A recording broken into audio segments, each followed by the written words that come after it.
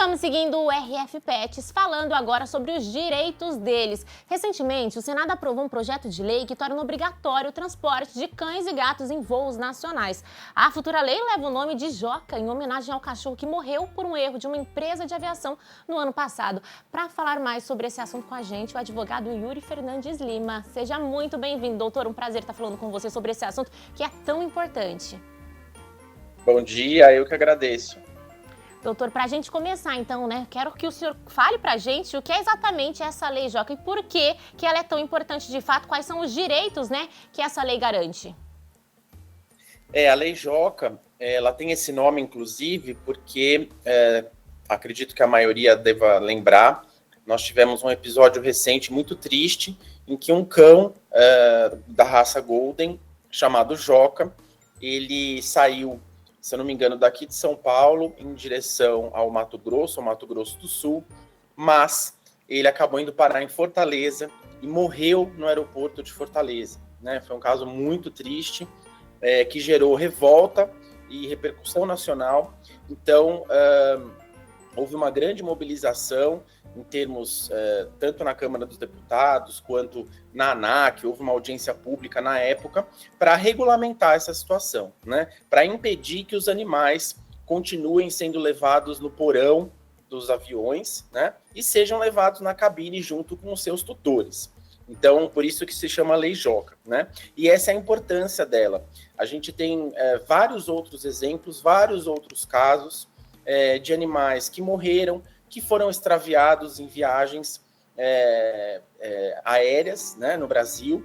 Então, é urgente que se regulamente essa situação e que se determine que as companhias aéreas levem os animais de estimação dentro das cabines com os seus tutores, né? Então, essa é a grande importância da Lei Joca. Ela determina que apenas cães e gatos, esse é uma falha, é um problema da lei, né? Porque nós temos, por exemplo, coelhos, que também são pets e que são transportados em aviões, né? Então, isso é uma coisa que a gente vai ter ainda que resolver. Mas cães e gatos já estão garantidos. Esse que está aparecendo aí é o tutor, né, do Joca. Cães e gatos, pela Lei Joca, são considerados animais de estimação e que, portanto, devem ser levados nas cabines dos aviões. Realmente, doutor, muito bem pontuado aí nessa questão de... A lei só está levando em consideração, no caso, cães e gatos, mas tem outros bichinhos de estimação que a gente sabe também é pet, também precisam, estar aí assegurados por essa lei. Quando a gente fala das principais mudanças, eu quero saber, seria só o fato de levar dentro da cabine ou tem alguma outra coisa que essas companhias aéreas vão precisar fazer, alguma outra medida que vão precisar tomar? Excelente. Não, tem outras medidas. Uma delas é o rastreamento durante todo o voo, né? Essa é uma das principais e primeiras determinações da Lei Joca, né? Porque, inclusive, no caso do Joca, em vários outros casos, a companhia aérea nem sabia direito para onde o animal tinha ido, demorou muito para localizar, né? Então, as companhias aéreas elas vão passar a ser obrigadas a fazer o rastreamento do animal do começo ao fim, né?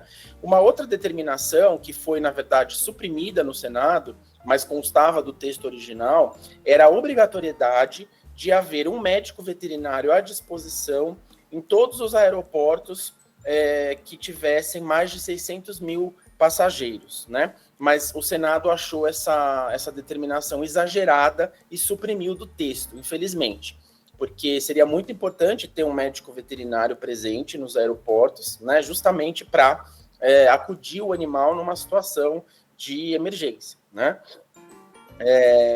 Então, essas são duas determinações importantes da lei, né, além da obrigatoriedade de transportar na cabine.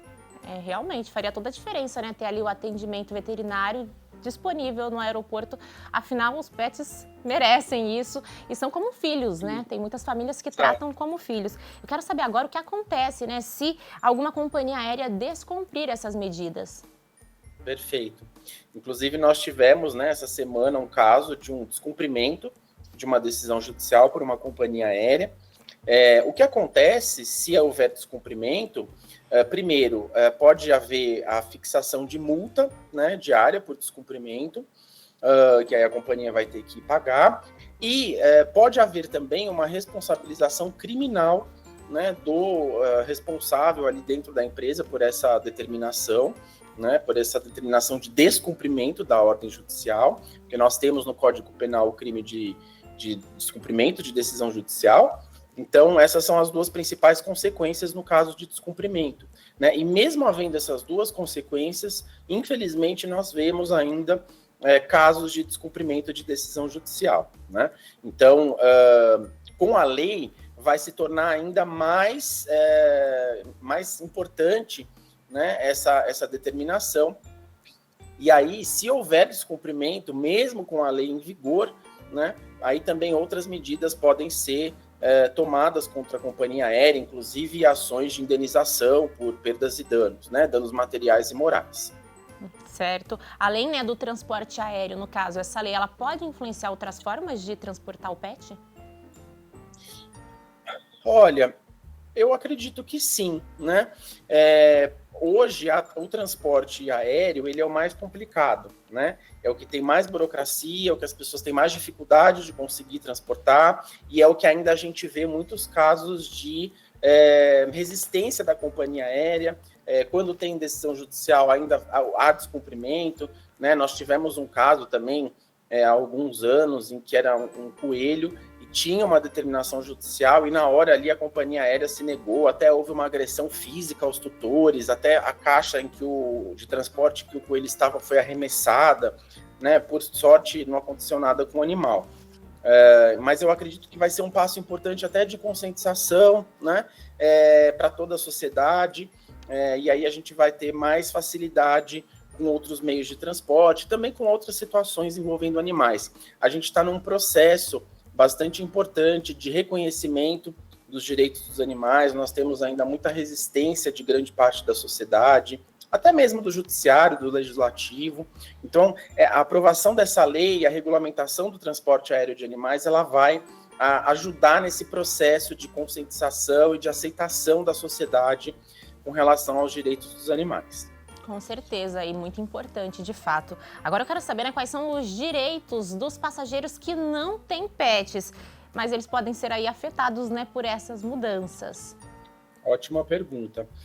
Inclusive quando houve a audiência pública na ANAC, eu até também tive a oportunidade de falar, de fato, assim, por exemplo, pessoas do espectro autista, algumas podem ter medo, né? Por exemplo, ainda que o cão, por exemplo, um cão grande, seja inofensivo, seja manso, essas pessoas podem sentir medo, né? Ou crianças, idosos. Então, eu penso que a companhia aérea deve resolver essa situação. Ela deve se organizar e estruturar os voos de maneira que haja, por exemplo, uma separação, né, entre os tutores com seus animais e os demais passageiros, né? A gente tem, por exemplo, primeira classe e a classe econômica, que tem ali uma separação, às vezes com cortina, dependendo do voo, né, de uma outra forma. Isso, eu acho que a companhia aérea tem que resolver, e eu acho que é plenamente possível de resolver, né?